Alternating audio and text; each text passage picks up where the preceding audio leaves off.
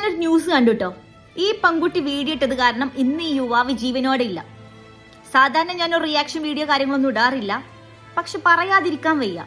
കാരണം ചില പെൺകുട്ടികളുടെ രീതി കണ്ടുവരുന്നുണ്ട്. പബ്ലിക് പ്ലേസിൽ ബസ് ആയിക്കോട്ടെ, ട്രെയിൻ ആയിക്കോട്ടെ, നല്ല തിക്കും തിരക്കുള്ള സ്ഥലത്ത് തുറുക്കനെ നോക്കുന്നു, അല്ലെങ്കിൽ തട്ടുമുട്ടും ചെയ്യുന്നു. ഇത്തരത്തിലുള്ള വീഡിയോ സോഷ്യൽ മീഡിയയിലിട്ട് സെൻസേഷൻ ആക്കി ഫേമസ് ആവാൻ നോക്കുക. ഇത് നമ്മൾ തടഞ്ഞേ തീരൂ. കാരണം ഇന്ന് നമ്മൾ കണ്ട വീഡിയോ ഇതിന് ഉത്തമ ഉദാഹരണമാണ്. ഈ ഒരു വീഡിയോയിൽ തെറ്റായിട്ട് എനിക്കൊന്നും തോന്നിയില്ല.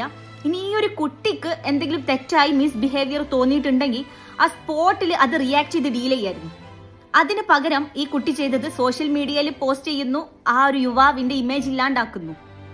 നമ്മളൊരു കാര്യം ചിന്തിക്കണം, നമുക്ക് കുടുംബം ഉള്ളതുപോലെ തന്നെ ആ ഒരു യുവാവിന് കുടുംബമുണ്ട്. നാളെ അയാൾ സമൂഹത്തിൽ നടക്കേണ്ട ഒരു വ്യക്തിയാണ്. ഇന്ന് അയാൾ ജീവനോടെ ഇല്ലാത്തതിന്റെ മെയിൻ കാരണം ഈ ഒരു സ്ത്രീയാണ്. നാളെ ഒരു പെൺകുട്ടിക്കും ഇത്തരത്തിലൊരു തമ്മാടിത്തരം ചെയ്യാൻ തോന്നരുത്. അതിന് നമ്മുടെ നിയമം മാറണം. ആണായിക്കോട്ടെ പെണ്ണായിക്കോട്ടെ, രണ്ടു പേർക്കും തുല്യമായ ശക്തമായ നിയമം വരണം. അതുകൊണ്ട് തന്നെ ഇവക്കെതിരെ പോലീസ് ശക്തമായ കേസ് ഫയൽ ചെയ്യണം. കേസ് ഫയൽ ചെയ്താൽ മാത്രം പോരാ, ഇവക്കെതിരെ നല്ലൊരു നഷ്ടപരിഹാരം ഇവളെ കൊണ്ട് കൊടുക്കുകയും വേണം ഈ കുടുംബത്തിന്.